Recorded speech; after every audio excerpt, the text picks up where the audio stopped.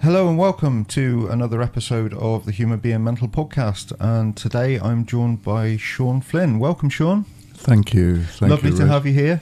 Yeah, I'm pleased that I qualify as a human being. Me too. We only have real human beings on this show, you know. Well, and emphasising that aspect of being, the process, because it seems to me that that's what seems to be so difficult for so many people to grasp, that everything is a process. Yeah, life is a process in itself. Well, that life is a process, and a thought is a process, and a feeling is a process, and feelings and thought generate each other. And so I'm going to be looking forward to talking about all of that.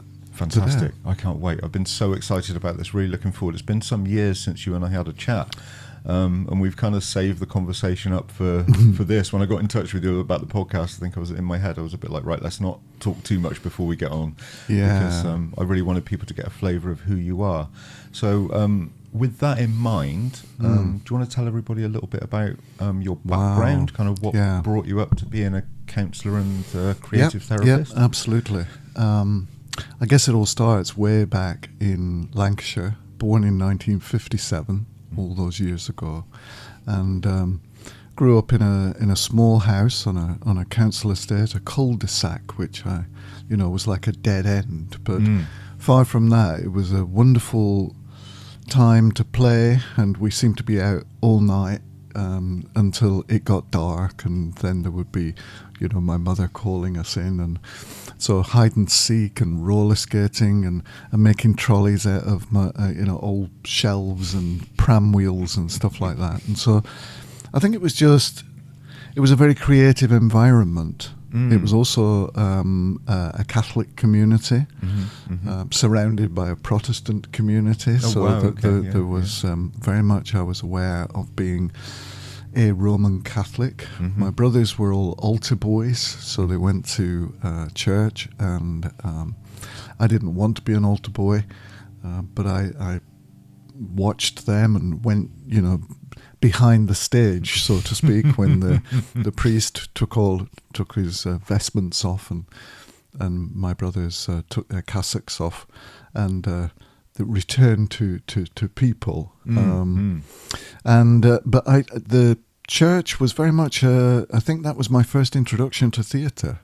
Oh, okay. Yeah, because I love the spectacle of the of the Roman Catholic mass. It is quite a spectacle when you think about it, isn't it? All the ceremony, the robes, the pointy hats, the incense, and incense, the chanting, and the around the church there are these things called the Stations of the Cross, which follow Christ's life through Passion Week, which was the last week of his life, and so they always fascinated me. These sort of stages of the cross, and him carrying the cross, and at Easter they're all covered up with purple cloths, all of the flowers and that are taken out until Easter Sunday, when the purple cloths come off and the flowers come back out, and so it was very much because it felt staged, but at the same time sort of thoroughly engrossing. So that was my beginnings, really, at Roman Catholic school. Aged 5 was my first day at school. It was horrendous. It was the first day I'd been separated from my mother. And I remember my mother was very dutiful, so she got me to school first thing in the morning. I was the first child there. And I literally remember being held down by Mr. Nolan, the caretaker, in the chair. Wow. And I know how fallible memory is, but I remember him wearing a trilby hat and his overcoat. He must have just arrived at school, and the nuns called him in to sort of hold me down in the chair. Wow. So because you were trying to get back out again. Because I was trying to get back out. I was trying to, it was the first time I've been separated from my mother, really. Wow. And to add to that, the nun, she must have sort of like been had a fascination for reel-to-reel recordings, but she had a reel-to-reel tape recorder and recorded me screaming and calling for my mother. And then when the other children came in, played it back. Oh my God! Yeah. What humiliation! Wow. It was. So it really became really quite sinister and frightening and controlling in that way. So I didn't have a very easy time at school. I wasn't diagnosed at the time of being dyslexic or with ADHD, but I do remember sort of being sat on a table with a few other people whilst the majority of the class were learning English and writing and geography and stuff like that. And we had these wonderful wooden templates kind of different animals that you could draw around, and then we cut them out with scissors out of this wonderful old box, like an OXO box or something like that you had on it. And the scissors were, have you ever been in like playgrounds and things like that where people, or bus shelters where the people have run their hands along these metal railings and the metal takes on the quality of glass. Yeah, it's so smooth. Yeah, it's so smooth. Shiny. And shiny and so beautiful. Well, these scissors had that kind of quality. So I it was to some extent reassuring to me that I wasn't the first person who was in a similar position of not being able to read and write. And I didn't learn to read and write until I went to secondary school. Oh, wow, okay. And I remember handing in an essay. I nearly said assignment. That would have been far too grand. But an essay to my English teacher and him saying, "Flynn, I can't read this." And I looked at it and I said, "Neither can I, but I can tell you what I wrote. I can tell you the story of what I wrote." And at the time, one of my brothers was a big influence on me, and he had a beautiful handwriting, and I just wanted to write like that, and I noticed that what it consisted of was lots of ups and downs, like a heart monitor might be. So that's what I did. I did ups and downs, and I knew a few words like and if and but, so I could put those in. But the English teacher was great. He was very patient with me and gave me a book of italic writing because of my love of my brother's writing, which was very sort of italic-like. But my brother could do it in a way that was like a manuscript, like an illuminated manuscript. He seemed so competent in so many ways, my brother Tony. So I copied the letters and I learnt them as shapes and patterns of movement, and gradually I learnt to read and write. I was thinking when you were talking then about just knowing a few words and kind of almost filling in the blanks with your own shapes of things. How wonderfully creative that is. Just inherently creative on a very simple creative level. I mean, how many kids would have gone, "Well, I can't write, so I'm not going to." I know. I'm going to have a go, and I'm going to do it my way, and kind of how it feels almost. I think you're right. I think that's been something that's been really important to me since then, really, because what was wonderful was that I grew up in a house where lots of stories were told, so my mother was a fantastic storyteller.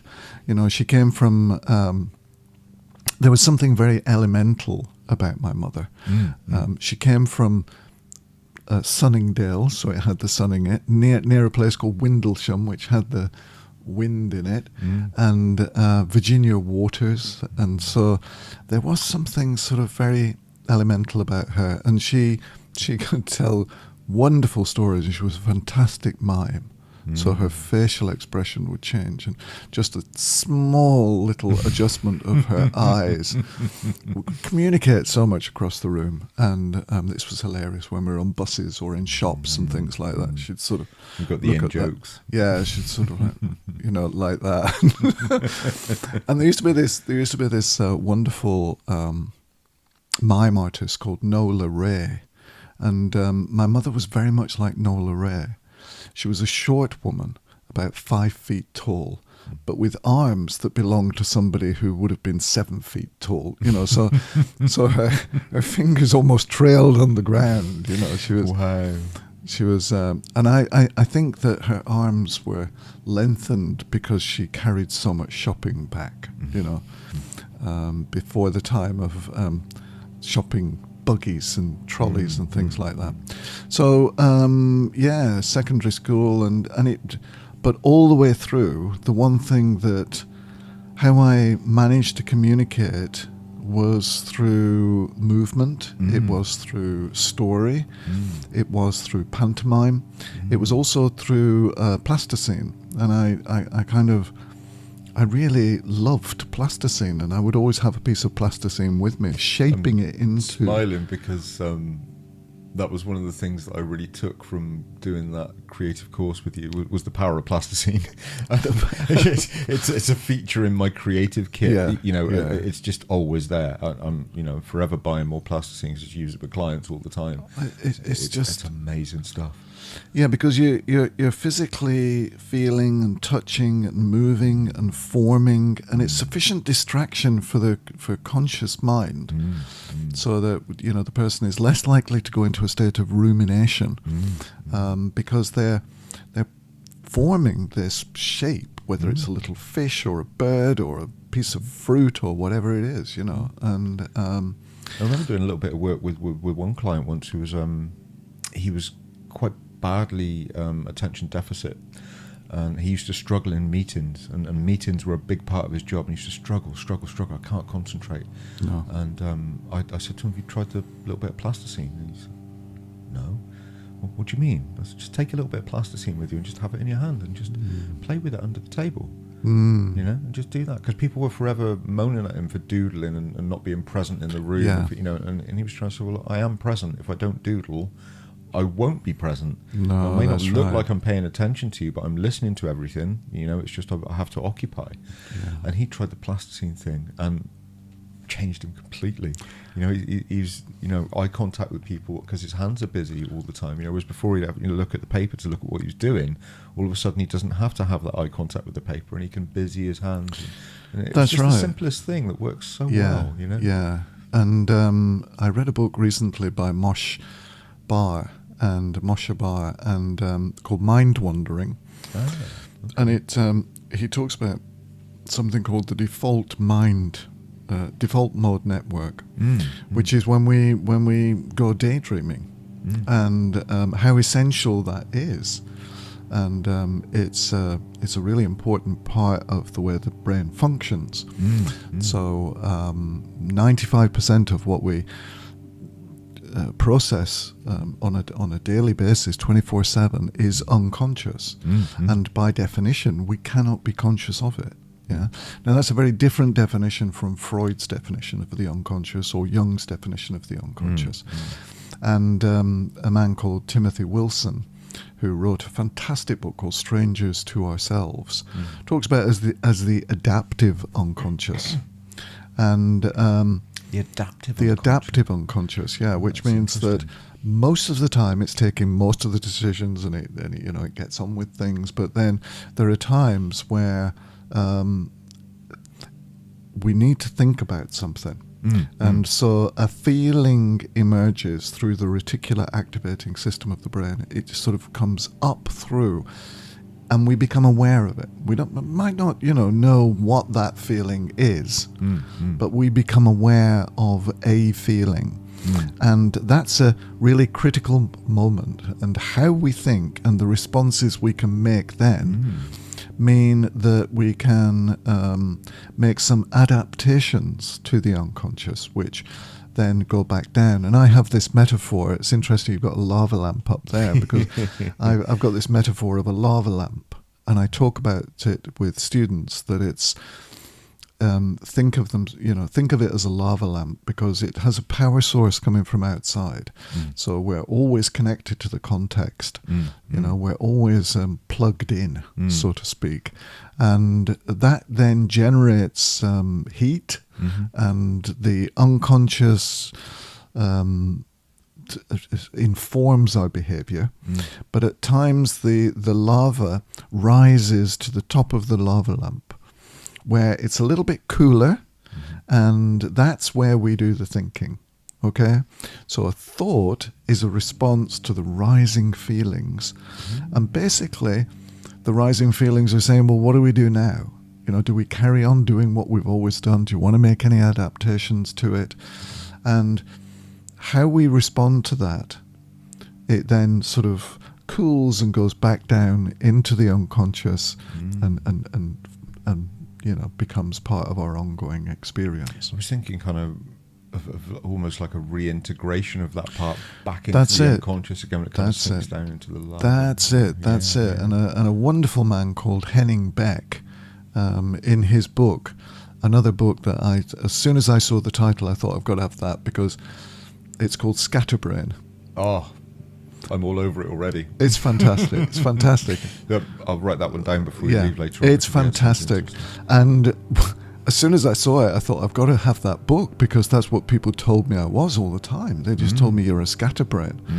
And anyone listening to this conversation has already got a sense of me because I just go from one thing to another. And once I start talking, it's very difficult to stop.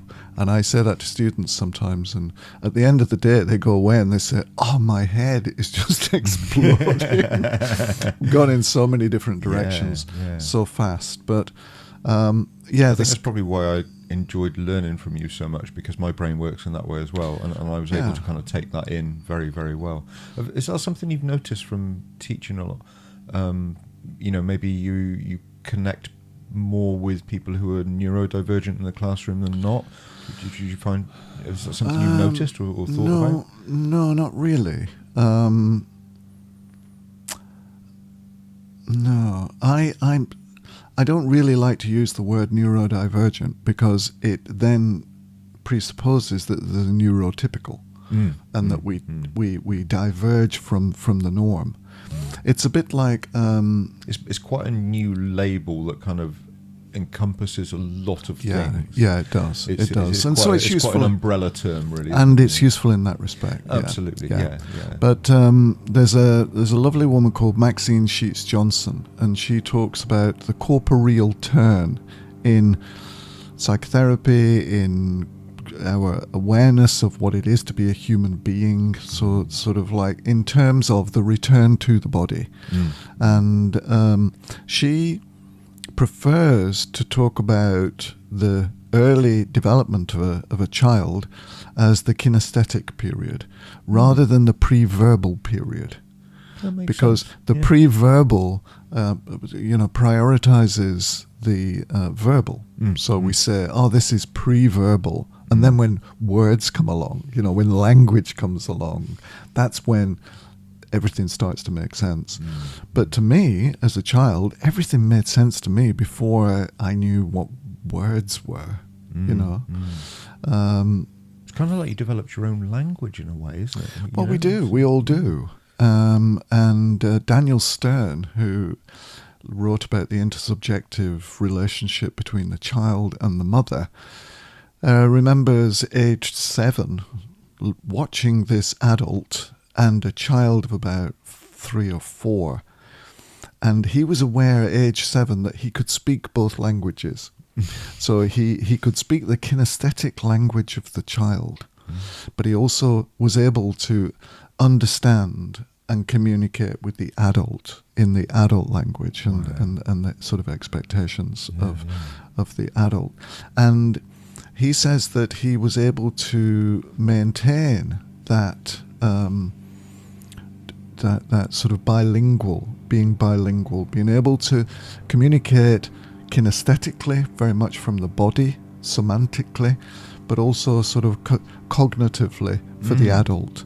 And I think that that's more what I aim to do with students, is that some students, like yourself, they get that kinesthetic, give me the plasticine.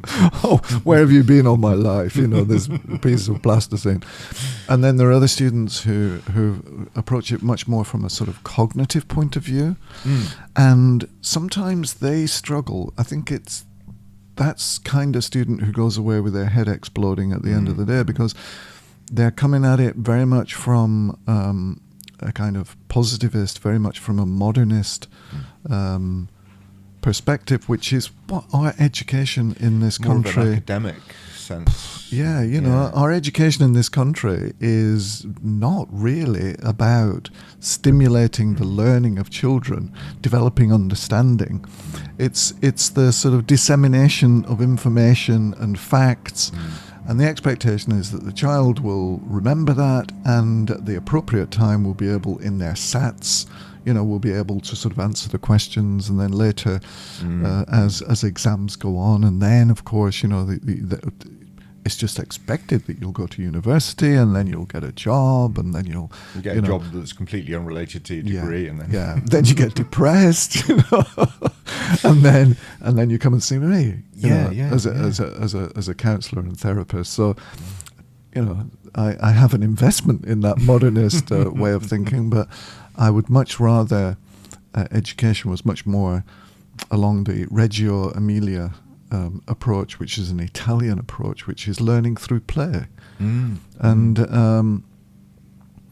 I just keep talking about books that I've read, but I can't help it. There's a wonderful book called The Hidden Spring by Mark Solms, and you know, he talks about that emergent way of learning and how important play was. That actually a lot of the social interaction, a lot of how we relate to each other socially, was organized through play. You know, if you think about it. And now something that's become very popular is the polyvagal theory. Yes. You know, developed by Stephen Porges, but really popularized by Deb Dana. And in that, there's the ventral vagal. That's the pro-social, the kind of where we relate to each other, where we smile, where we sing, where we sit round a table, where we share a meal, where we play, really. So play has been really important. Fortunately, you know, my mother was very playful, and I think that I was given that opportunity. Lots of Lego, lots of plasticine, likewise, lots of something called Meccano. I don't know if they still make Meccano, but I just love Meccano. You know, I remember making this Meccano plane, you know, like a metal plane, and tying it to a long piece of string, and then spinning it round my head. And so long as I could, you know, for as long as I could keep turning without getting completely dizzy, the plane, you know, flew. Oh, that's if I went fast enough. But, you know, I needed a good sort of 20-foot diameter because I really got carried away with this. But so that sense of play, and then at school, it was just a given that I would go to art school. So that's what I did. I had the wonderful opportunity to do 2 years foundation, the best 2 years of my life, in a way, at Bolton College of Art with some inspiring tutors. And one of them would say, "Oh, it's a super sheet." And then from there I went to Bristol, and I went to Bristol Art College, which at the time was really quite sort of academic, into painting and drawing, very much sort of like, you know, Ruskin type, traditional, technical and very technical and traditional. But fortunately, I had you know, an incredible graphic talent, so I could pretty much draw anything. You know, almost like botanical illustrations, that type of thing. So they tolerated me for a long time, and then just made it clear to me that it would be best if I left, because I wanted to do performance art. You know, I wanted to. I was very much interested in theatre, and it was after that I then started to work with actors and did a training in dance at the local community dance centre, doing ballet, doing jazz. My brother at that time was a professional ballet dancer. Oh, wow. You know, I mean, he literally was Billy Elliot, you know, in a way. I mean, he wasn't, but it was kind of like Billy Elliot, because we grew up in, as I say, this Roman Catholic sort of community in the north, in Lancashire, near Blackburn and Accrington. It's a tiny little place called Helmshore near Haslingden.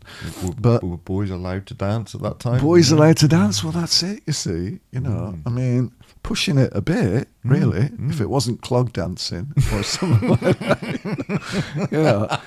You could get your clogs on, you could do that. But he was going to do pure maths at Reading University. He'd gone down for the interview at Reading University and just thought, as you do, I'll call into the Ballyrumbear, the school, and I'll see, if they will take me. And so aged, 18, not really having done any formal ballet training or ballet class before that, he was actually interviewed by Marie Rombert, who started the whole place. And she said to him, well, okay, if you can do a pirouette, darling, and a jeté. And he said, you're going to have to tell me what a pirouette and a jeté is, but I'll have a go. If you can tell me what it is, I'll have a go. So she said, well, yeah, it's this, and then a plié, and he did it. And she said, you know what, I'm going to give you a go. So he did a professional training with Ballet Rombert, and then he chose to go to Germany at Krefeld, and he danced there for a while. And then he came back and he did a training with the London Contemporary Dance Theatre, and he got a job with the Scottish Ballet. So he was a ballet dancer in Glasgow, which is again another kind of full on, really. I can imagine.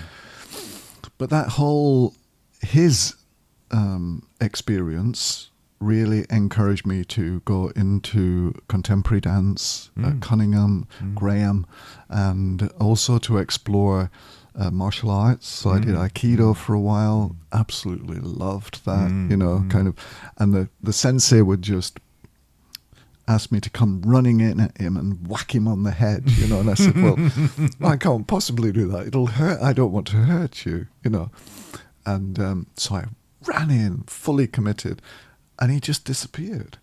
But not only did he disappear, I found myself floating through the air and then landing on the mat, and it was just hilarious. It was absolutely wonderful. It was like being sort of gently moved around by this giant, So I loved that, and then I got interested in Tai Chi and Qigong, and I then started to teach Tai Chi. So that's like a period in your life where you really suddenly went into your body, like a real sense of embodiment all at once. Yeah, that's a really good point. That's a really good point because, the way that I've spoken about my childhood is that it was lovely and playful and, go-karting and roller skating and everything else like that. But it was also really traumatic. I had really quite my father struggled with alcoholism and gambled. Sometimes I'd go to the drawer and open the drawer and there'd be like rolls of money in it. And then other times there'd be nothing in the drawer and there'd be nothing in the cupboard. And then we'd have these things in the larder. You open it up and there'd be loads of chocolates, but they'd have no wrappers on them and stuff like that. And I remember he brought home this like complete zoo of animals. I mean, hundreds of animals, but none of them. He'd picked them up. They'd fallen off the back of the lorry before they'd gone through the painting process. So toy animals. Toy animals, yeah. Oh, yeah. When you said hundreds of animals, I was hamsters and rabbits. Oh, they are. I just opened the door. They were all over the place, And we only had a small house, so trying to catch them and get them back in the. Get them. I think that. That was hell. That was hell, basically. I'd be there for hours. No, they were tiny little plastic things, but none of them had been painted. So the zebras had no stripes, the giraffes had no spots. But that meant I could paint them any color I wanted. So I'm getting like psychedelic zebras. Psychedelic zebras and stuff like that. I tell you, I live in Totnes now, and it's so I look in some of the shops and I think, these like rainbow-coloured unicorns. Like the way we segue from psychedelic zebras to Totnes. Yeah, well, it was smooth. So smooth, yeah. But I'm just thinking, well, I had those when I was about 6. So moving to Totnes was a bit like coming home, I can imagine. Totnes is a wonderful creative place. It's so lovely. It's a great place, yeah.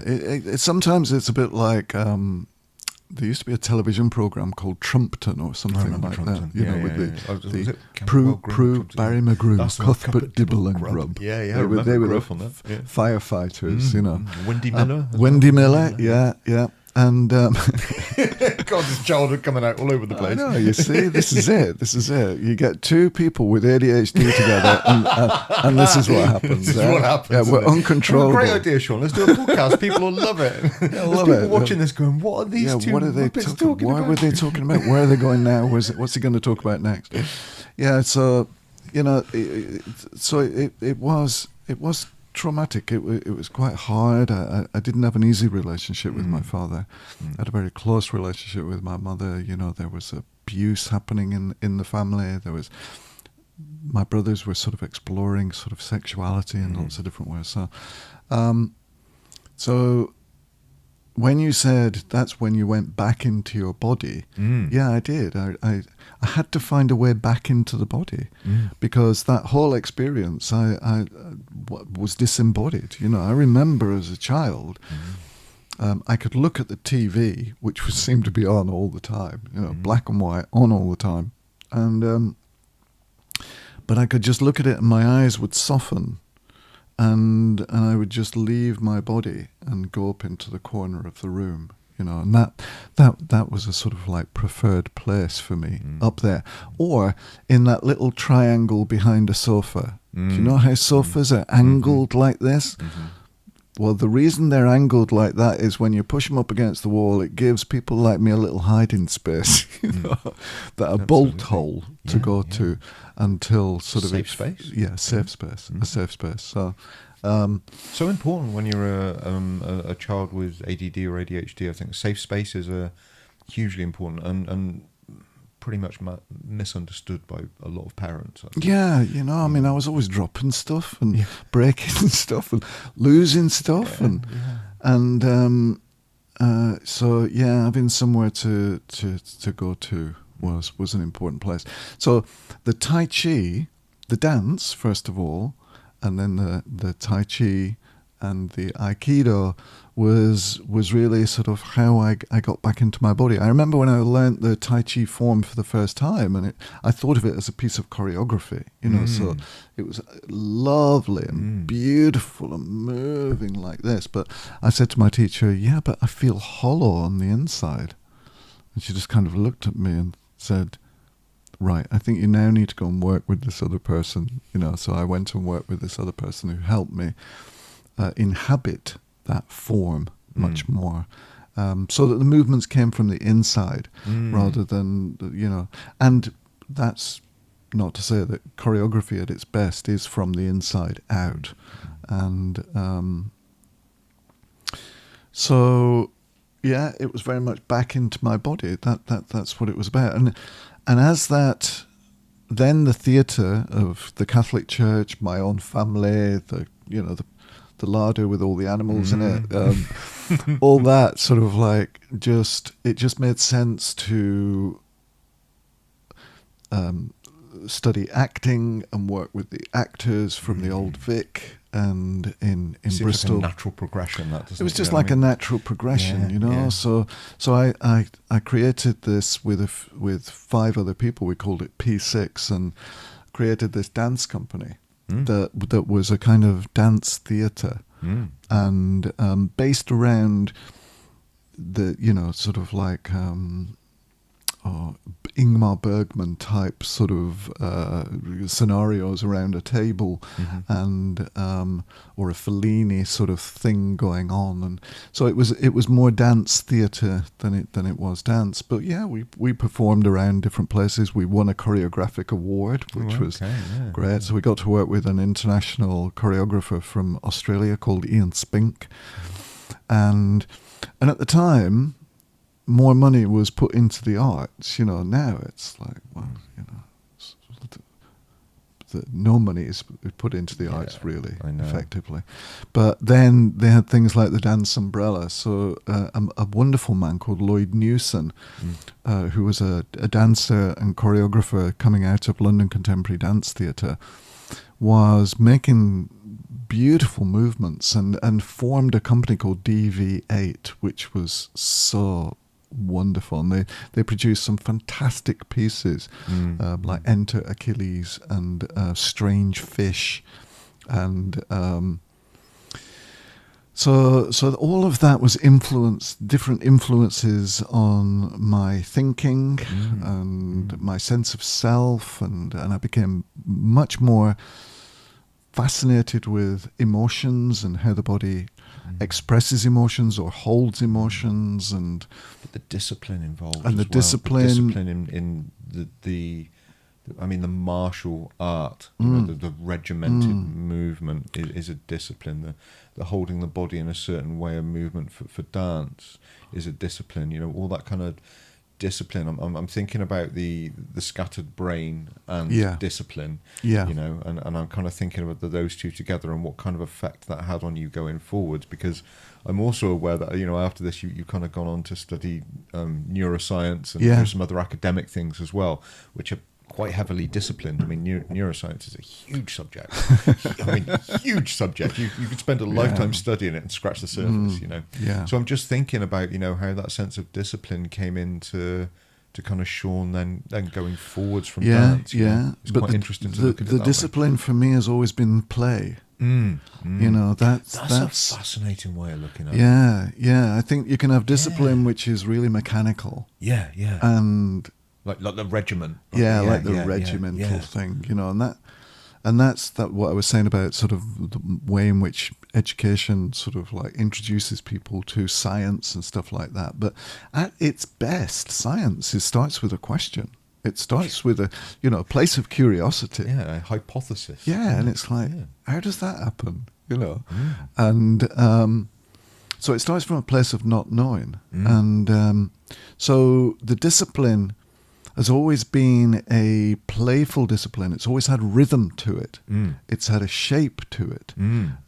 It's been very sensory, and in that sense, it's been embodied. So you talked about neuroscientists and psychotherapists and psychoanalysts, and there's a wonderful man called Thomas Fuchs, and he, the ecology of the brain and embodied cognition, and that whole arrogance that neuroscience has sometimes, that we've got these wonderful coloured pictures now. We know exactly what's happening inside that person's brain.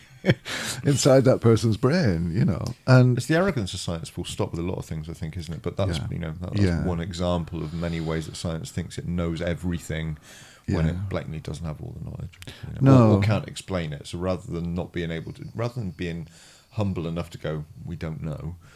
That's right, try and find something that shoehorns into the gap, so we've got an answer for it.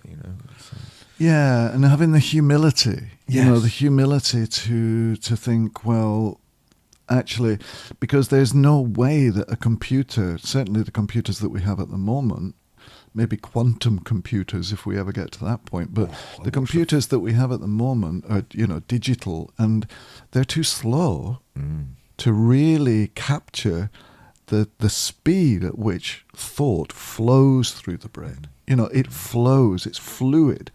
So I don't like to use words like hardwired.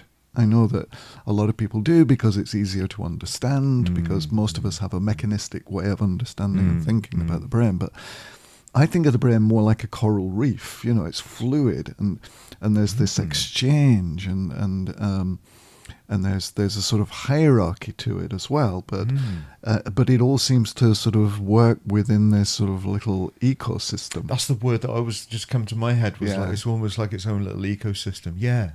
That's a lovely way of looking at that. Yeah, so it's kind of from that place of embodiment, and theatre and emotions and, expressing emotions. And that again is something that I think of in terms of my childhood. Emotions were really expressed, I had two uncles, both of whom were trades unionists, and they'd come to the house and they'd argue about politics. And my mother, who was only 5 foot tall, would come in with a wooden spoon and sort of say, stop it, you'll be arguing soon, so that she wanted us not to talk about religion or politics or sexuality or, all those wonderful things that we just, that's exactly what we talked about. We were actually talking about existentialism and philosophy. One of my brothers went to Hull University and studied philosophy and theology. Wow. And so he was always having kind of all these like really highbrow conversations, but also introducing me to poetry, because he's a poet and a published poet. And so he writes poetry about the experiences that we both shared. I did dance and performance and then paintings and installations and stuff like that. It's like creativity was just in the family. I mean, particularly from your mother and your brothers. And, I know. It's incredible, and that's what I love. I love that thought that essentially I think we're all creative. Oh, God, I couldn't agree more. Yeah. I think creativity is inherently is the experience of being human.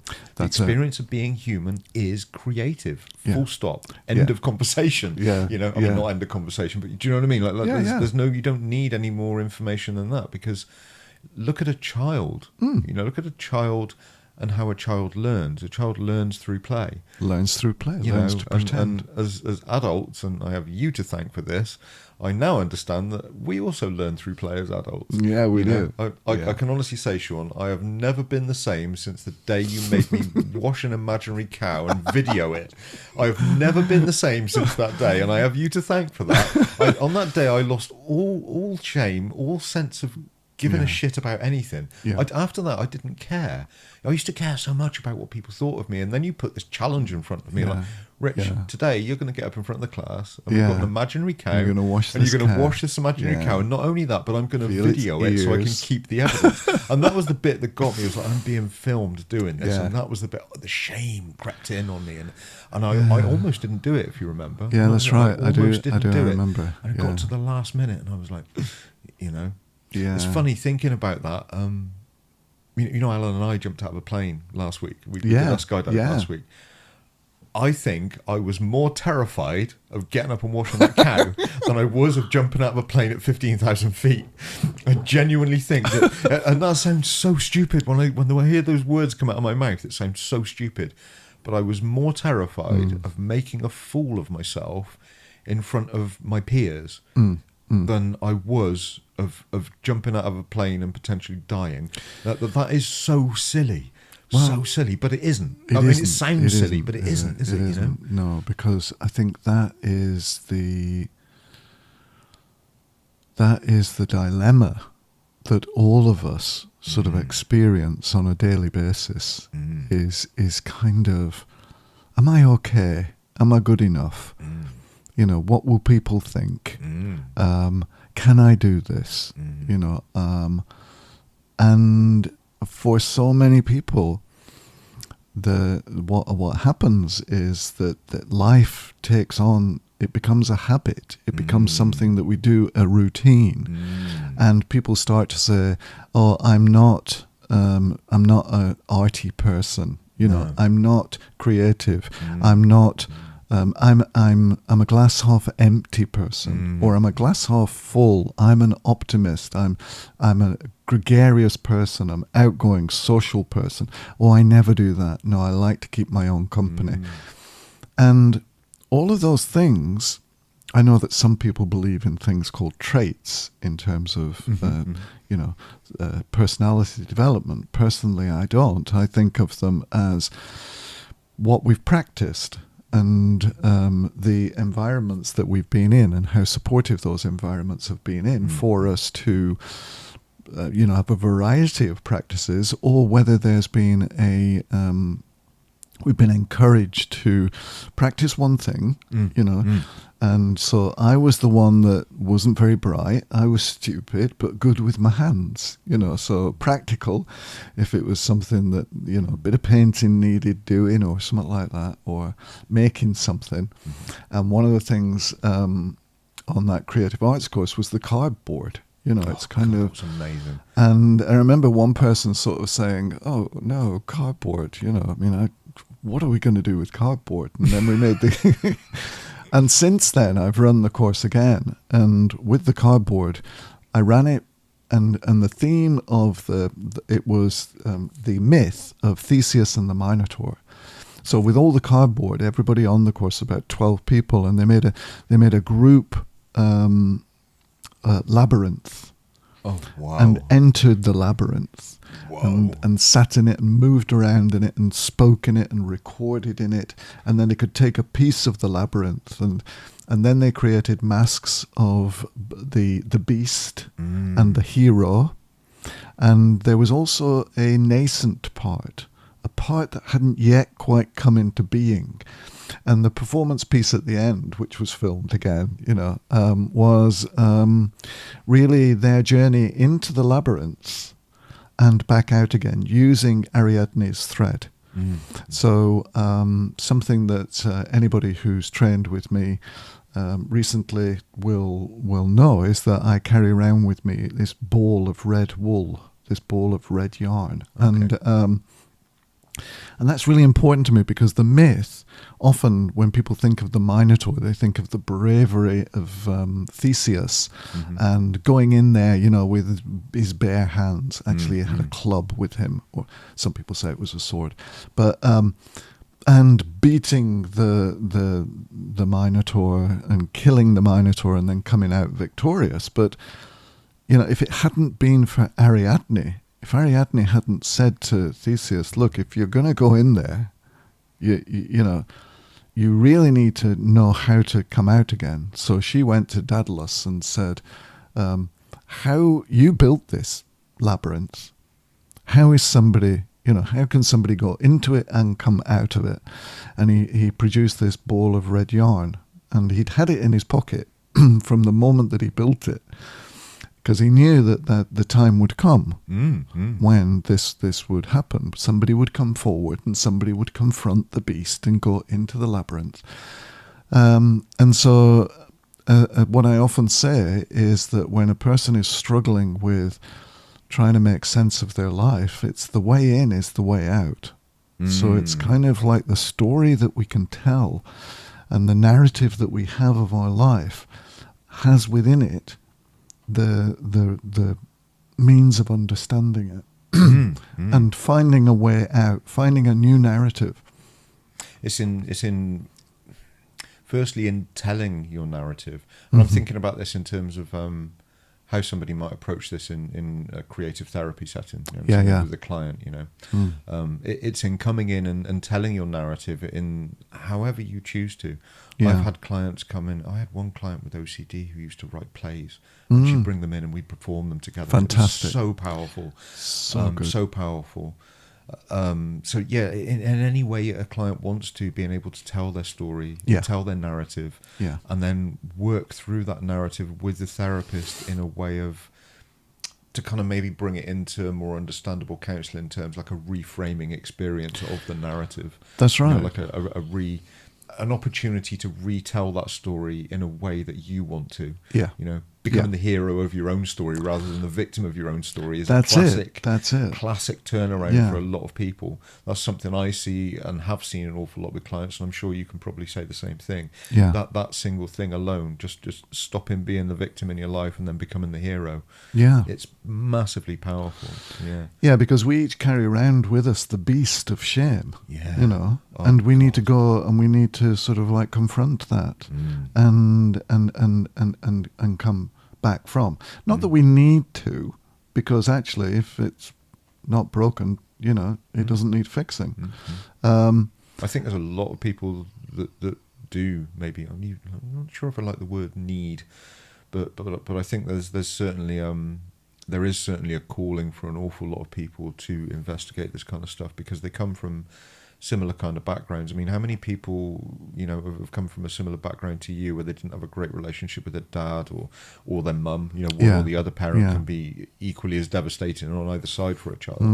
For me, I didn't have a great relationship with my mum because we were separated very early when I was a baby, so we struggled for a lot of our relationship. But my dad was always there. I've always had a really strong bond with my dad. I often wonder what life would have been like for me had I not had that good relationship with my father, because again, there's people out there who haven't ever known their parents, or both parents were unable to be healthy parents for one reason or another. It's interesting, isn't it, when you think about it, how many people out there aren't really aware that this is something that could be easily worked with. Yeah, I think you're right. I mean, if you think of the number of people who actually go to see a counsellor or a psychotherapist, probably very, very few people out of the number of people that you're saying would benefit from that. But I think, sometimes counselling and psychotherapy is on itself to blame for that, because a lot of research... the best image.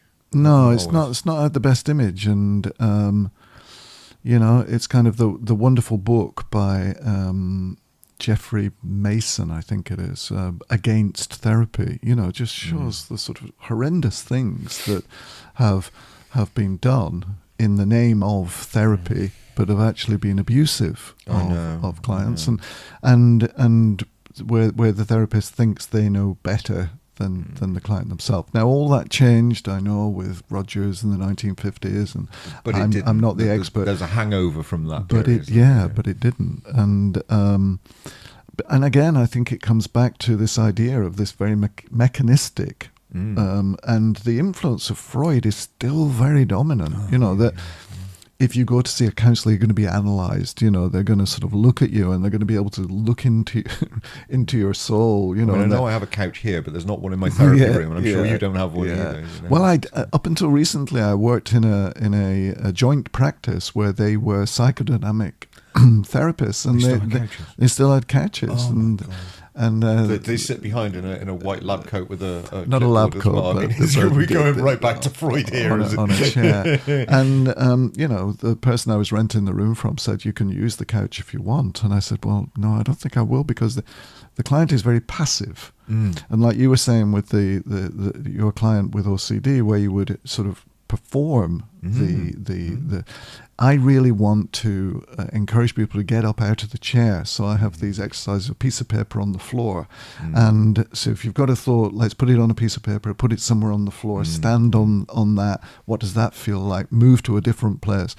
And there's all this movement that's happening. And there's research which sort of is written up in the book Scatterbrain by Henning Beck, who that when we're actually moving, we have much better use of this default mode network in the brain, this sort of mind wandering, and that allows other solutions from the unconscious to present themselves. And it's a bit like art and creativity. People, myself included, it's kind of the idea comes from nowhere.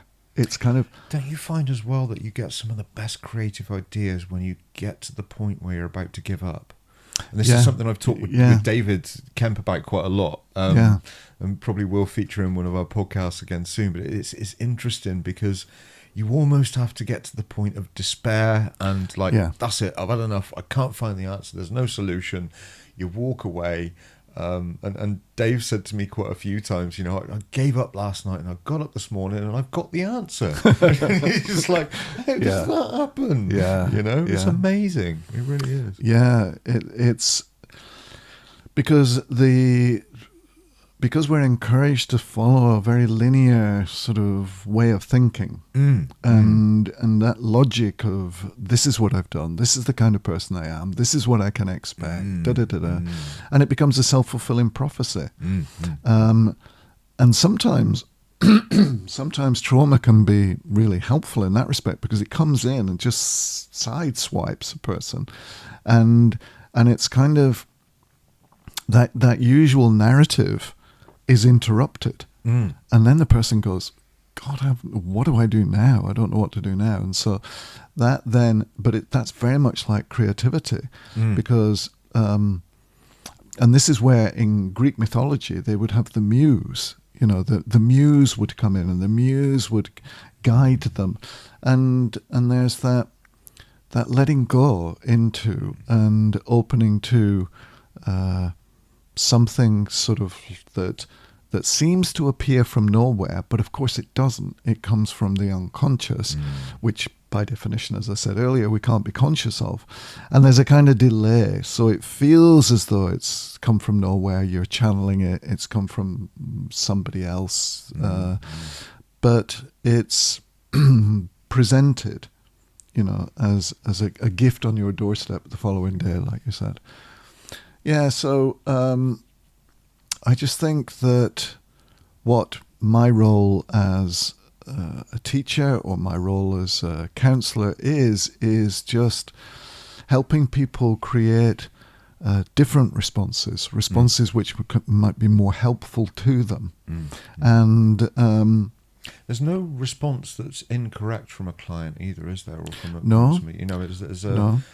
Everything that comes out of you is, as far as I understand it, authentic and for a reason. That's right. Yeah. You know, every reaction you have, no matter how strange that might seem to you, if it's come from within, that's authentic.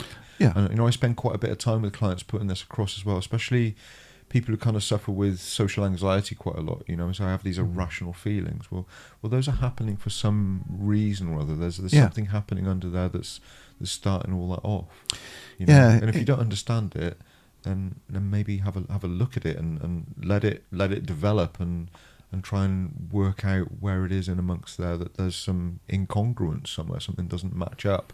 I've got this weird feeling that's happening, and I've got no reason for it. You know, that's it. We think we've got no reason for it, but actually the feeling is there, presenting something, and the sort of hope is that we will bring a quality of thinking to it where we may be able to form a narrative that gives some sense of meaning to that feeling.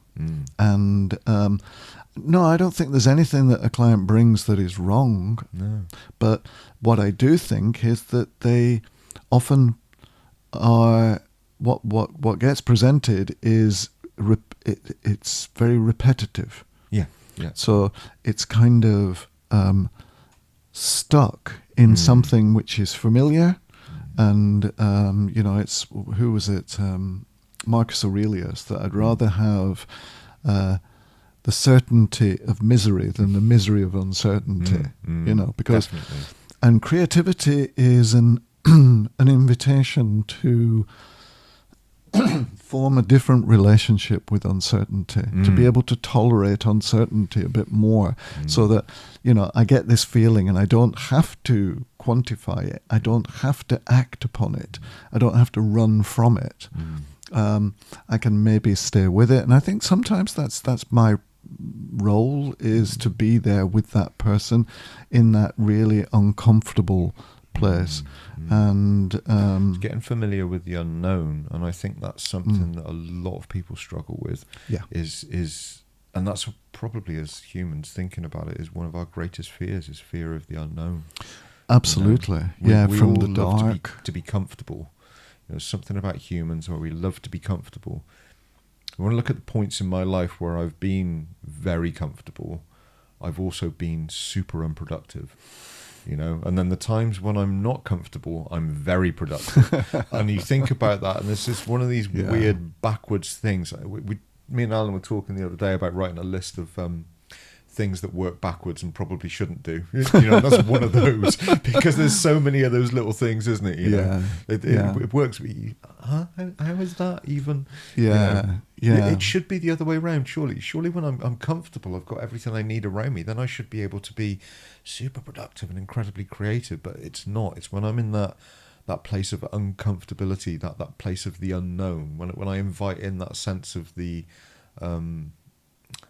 I call it the ether, the great unknown, really. When I get myself into that space, maybe that's something to do with flow state as well, but kind of being in flow state, the ability to be in that as well. When I'm there, that's when stuff starts going. But I'm not comfortable there. It's always a bit edgy. It's always a bit like, Yeah, because when there is that feeling of discomfort, it's got comfort in it, but it's a bit of, it's got the dis word in front of it. And you and I probably grew up with loads of disses, Lots of disses, yeah. Disappointing, disrespectful. Whereas in actual fact, we were just disenfranchised. Yeah, we were just disenfranchised, yeah. It's that little bit of... So that's where existentialism says, look, let's not rush to remove this anxiety. What's useful about this anxiety? But at the same time, I don't want to suggest that the myth of the suffering artist, that actually sort of who invites a kind of discomfort, who invites angst, who kind of drinks themselves into these kind of Hemingway states. It was Scott Walker was the guy who springs to mind as well. Scott Walker hit the depths, didn't he? And he deliberately went to the depths to see what he could come back with. And it's so and that because that becomes its own myth then, and. But when somebody comes to work with me, what I'm aiming to do is go through 3 acts, and I try and do this in each session. So there's Act 1, and the Act 1 is where the client comes and introduces their narrative. This is what's happening. This is, I don't know why this is happening. This is, I want to stop this. I want to start this. I'm struggling in some way. And for me, it's important to hear that, align with that, gain some resonance with that, step into the sort of culture and the thinking of the client. Right into the client's world. Right into the client's world. It's really important. Yeah, and the wonderful book, The Heroic Client, written by Scott Miller and Barry Duncan and Sparks, says that we need to work with the client's theory of change. Yeah, so we need to work with that. But I want to move into Act 2 as soon as possible. And the Act 2 is I'm listening for moments within the narrative that offer lateral moves, sideways moves, that have a sense of can do about them rather than can't do, a sense of agency about them. And I'm wanting to help the client to identify that. So it is like we're in a labyrinth and we're looking for, the twists and turns. And then if we move into that, that's the reframing you talked about earlier. We need to reframe it. We need to see the experience, but from another point of view. And sometimes with clients, I'll say, can we swap chairs? And why are we swapping chairs? Well, you say nothing's moving, nothing's changing. And now what do you notice has changed? What response do you get to things like that from clients? Because I say things like that to clients and they look at me like, what are you on about, man? Yeah, but that's where the play comes into it. But you do it with a sense of fun. And they do it with a sense of fun. You just introduce it and they go, yeah, okay, so we swap chairs. But I know that in that time of moving, that gives the brain an opportunity to let go of the focus on the problem, the identification with the beast, and for the hero to emerge, And so they sit where I'm sat, and of course they can see what I've been seeing, and I can see what they've been seeing. So now I say to them, now I see what you mean. You know, yeah. Do you see what I mean? Because something shifts. Something shifted. Doing that. Yeah, we have a different, and they literally have a different point of view. So it demonstrates that things can change. Things can change really quickly, but they do take some effort, and sometimes in a way which doesn't seem directly related to the problem that we're working on. And this is why Windy Dryden's approach with single session therapy is just absolutely fantastic. Because, the mean number of sessions that people go to when you take the mean average of is 1. So at first... that makes sense. At first, it's like, well, because it wasn't any good and it's really expensive and stuff like that. But when they followed people up, they said, no, actually, that one session was really helpful. Yeah. And this is what I'm really excited about, is the work of research over the past 40, 50 years with Scott Miller, Bruce Wampold, Barry Lambert, and a man called Stephen Bacon. And Stephen Bacon makes the point that counselling and psychotherapy is not privileged knowledge; it's common knowledge. It really is. So in a way, there's a Zen saying which is selling water by the river. It's kind of, because the person could just put their bucket in and get it out the river, but we're selling water by the river. But if we know that it's common knowledge, it's not privileged knowledge, because the common factors research points that it's not any individual therapeutic approach which is key. And I know that you're really interested in internal family systems, IFS. I work with quite a lot.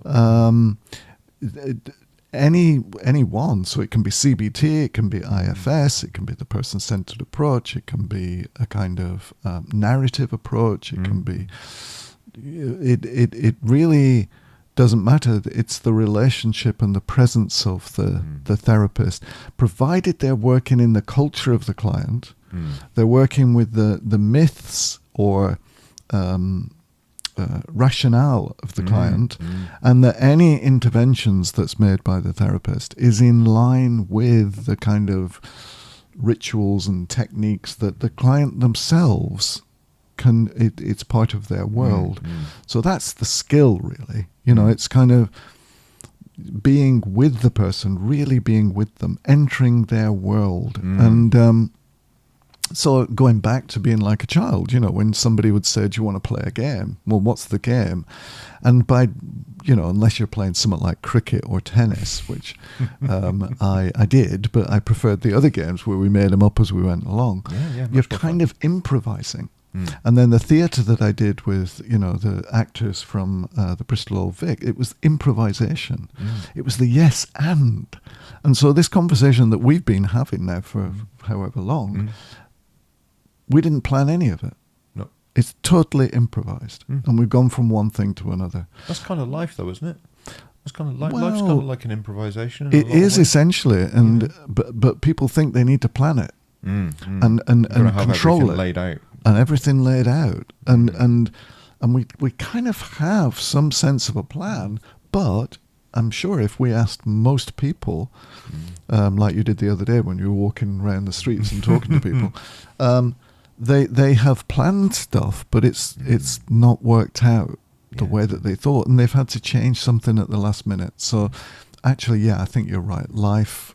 Well, we had plans this morning. I was going to have, Alan was meant to be here this morning.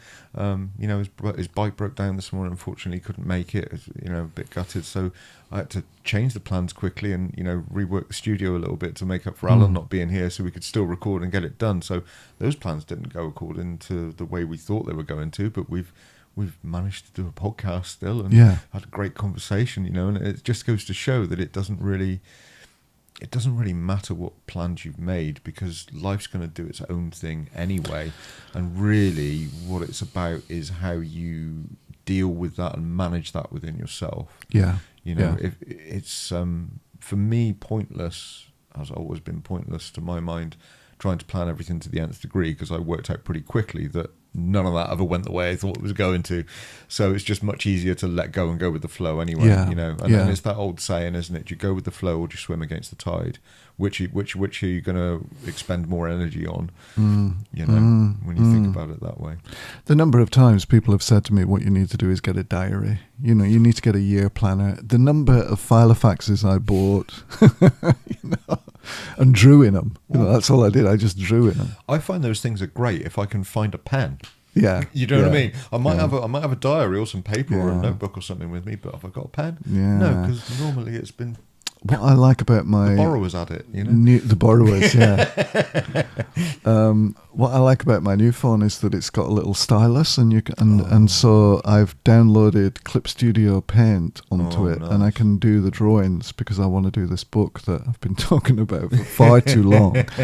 Either do it or not. It's funny you say that. I was looking at those little overhead cameras, like the document cameras the other day. I was thinking I might get one of those when you come in, because I know you like to draw and write and stuff. So it'd that would really be nice good. to chuck that up and everybody would be able to see what you're doing in real time. Yeah, that would be so good. I mean, you know, this is my thoughts about what we might talk about today. And can I just say as well, this is my experience of Sean's lesson planning.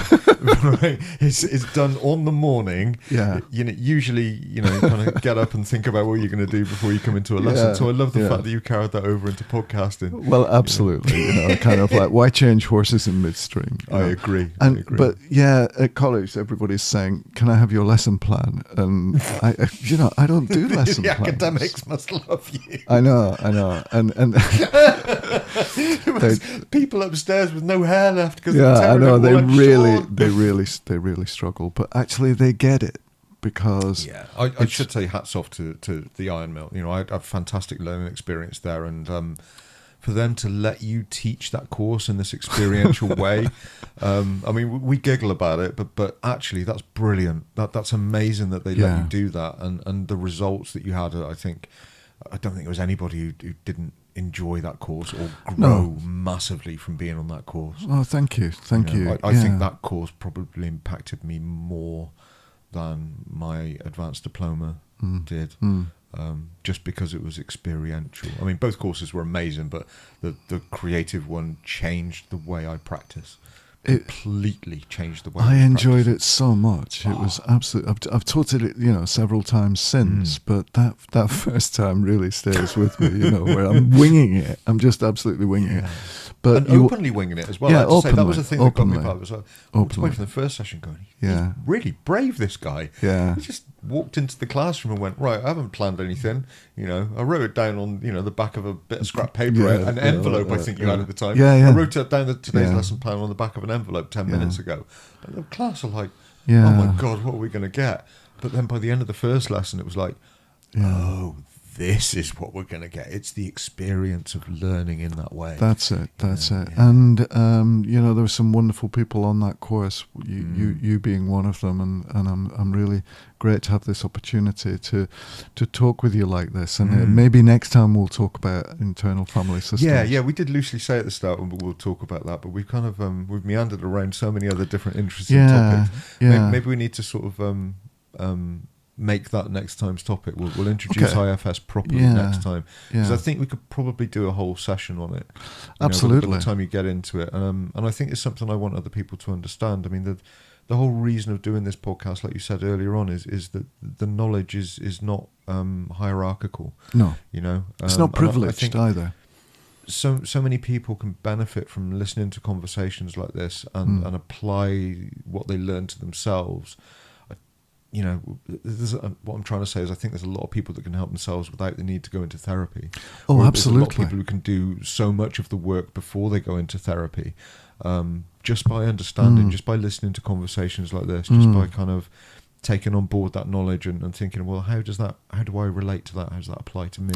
Oh yeah, absolutely. That's why we don't have privileged knowledge. It's common knowledge. Yeah. And actually, I really genuinely believe that you can have a conversation with somebody in the bread shop. You can have a conversation with somebody walking down the street, somebody on a beach, which can be so meaningful and so important that you know, really compares to any conversation you can have in counselling or psychotherapy.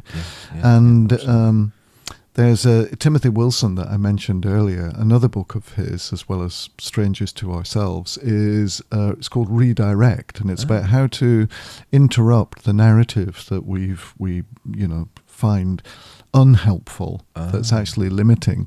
And his chapter 1 opens with the critical incident stress debriefing strategy that was introduced after 9/11 and with firefighters and with emergency service personnel, and also after school shootings and things like this, that they'd really bus in counsellors who were trained to sort of debrief people with this critical incident stress debriefing.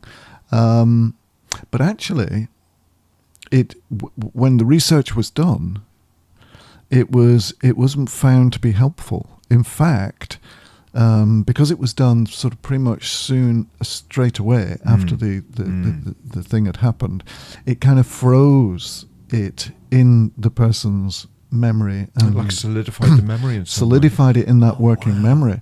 And in comparison to, that's another one of those backward things, isn't it? Because you wouldn't think it would work that way. I know, this list is growing. And but in comparison to the wonderful work of a man called Jamie Pennybaker,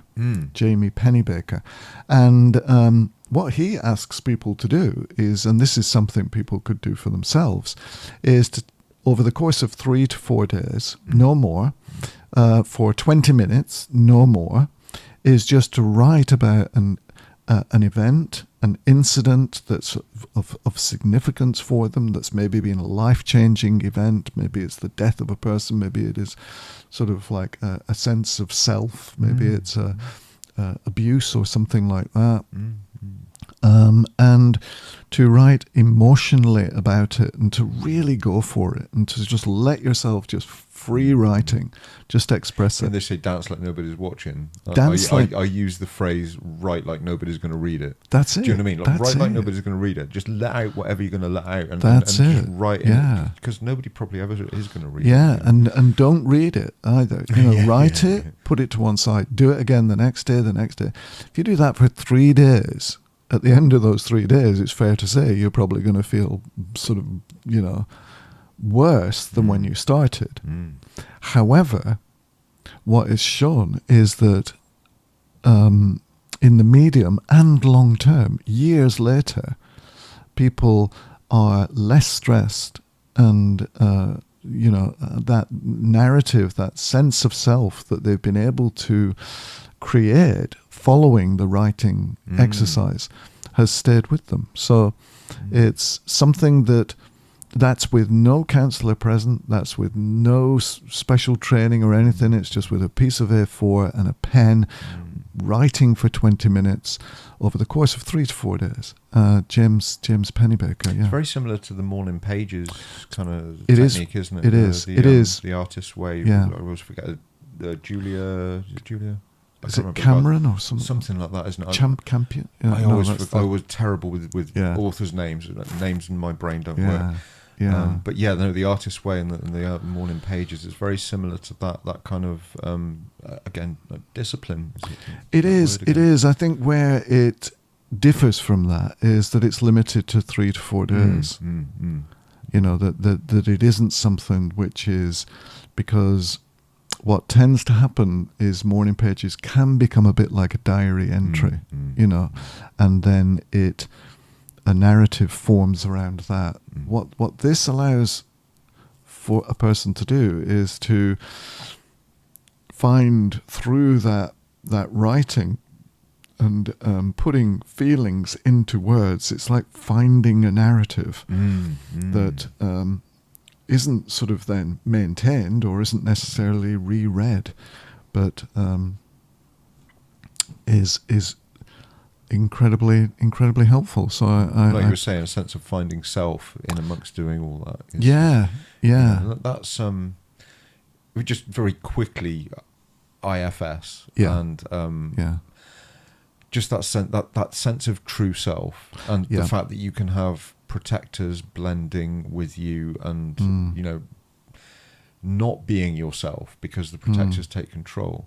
And if anybody's watched Disney's Inside Out, I think this is a fantastic.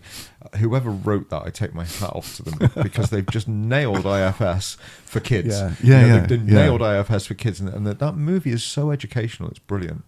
But in that movie, you've got like anger and joy and all these other emotions that take control of the steering wheel in the girl's mind, and they are operating the controls. And I think actually one of the things we try to do as therapists, all of us try to do as therapists, is a common theme, is to give people a greater sense of who they are as a person, who they really are, your true self, your if you like, your soul, your spirit, you know, however you want to put, whatever label you want to put on that. We all know what it is, you know, but so many of us go through life, and I've been guilty of this before as well, being blended with other parts and being unaware of what's going on. You know, and I think, like, coming back to that sense of true self, when you find that, it's like the world's strongest anchor. You know, when you find out who you really are, then you've got that to hold on to. And if you've got that to hold on to, you can go anywhere and do anything. You know, that's the beauty of true self. And I think it's understated, really, and misunderstood. Well, what I say misunderstood, not talked about in terms not of being talked about enough. And that certainly is the first step in internal family systems, is to establish the observing self. You know, that self that can observe without being critical, that is curious, that has creativity to it, a sense of playfulness, a sense of compassion, and care. And once that's established, then to open a dialogue with these parts that you've talked about, which are all thought of as protectors, and some of them, you know, kind of firefighters, that when the protector, when the what's called the exiled part, the part that we all struggle with, part that's in pain, bursts through. We you know, Richard Schwartz talks about it in terms of firefighters, that we tend to have a firefighter to deal with it then. And that, for many people, it was for my father, it was alcohol, it was gambling, you know. And within my family, there's been so much addiction. You know, it's kind of been a theme that's run through. Fortunately, I've been addicted to play, and I've been addicted to drawing, and I've been addicted to a kind of learning. And but then, you know, the firefighter comes in to sort of put the fire out, basically.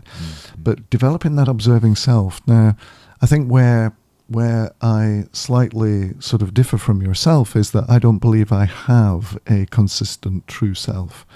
I don't believe I have a core self. I think I flow from context to context, and I just have a lot of bits that can come together in different ways. And sometimes, and the fun I have is bringing those different instruments together in the orchestra of self. So I think of myself as a sort of orchestra, but so there is no authentic piece the orchestra plays. You know, it might be Bach, it might be Beethoven, it might be Schubert, it might be Wagner. Tchaikovsky, it might be Wagner, a little bit of Wagner. Never did throw that one in there. Never did anybody any harm. You know? I mean, you know. So, but yeah. So let's come back to this. Let's talk about it again. Let's come back to this at another time, because I think we could probably go on for another hour now, just hours on IFS, because it's so fascinating. But listen, I've really enjoyed this podcast today. It's been amazing. It's been a real joy. Do you want to give everybody's social media, website, any of that kind of stuff? Yeah. My website is Sean, SEAN. Oh, this is how you can contact me. My website is embodiedthoughts.com. And it's got some of my art on there and some little drawings. It was done in 2013. It really needs sort of updating. So I'm hoping to do that with stopping teaching in 8 weeks' time. So embodiedthoughts.com. there's a little blog posts that I wrote in 2013 that I still stand by. I read them again recently, and I thought, I had a read through as well. Yeah, that's okay. I'm not going to cringe at that. And I can be contacted on Sean, SEAN @embodiedthoughts.com. Fantastic. Yeah. That's great. We'll put a link up to those in the description for the podcast as well, so people can find you if they want to. Thank you very much. But we look forward to having you back on again. I think next one's 19th of June, if I remember. Yeah, I'm really looking forward to it. Yeah, so we'll get you back on. We'll talk about internal family systems. Or not. A proper breakdown, a proper rundown on that, because I think it's a really great window into understanding how our thoughts, behaviours, feelings, everything drives us on a daily basis. It's a wonderful metaphor. It is. It's a wonderful metaphor. And just to finish on, to mention Gregory Bateson, a big sort of like, my heart goes out to Gregory Bateson, all-round good guy, sociologist, anthropologist, philosopher. He believed that a metaphor was what held the world together. Which itself is a metaphor, a crafty thing. Okay. Lovely. Thank you very much, Sean. It's been an absolute pleasure. You're welcome. Take care.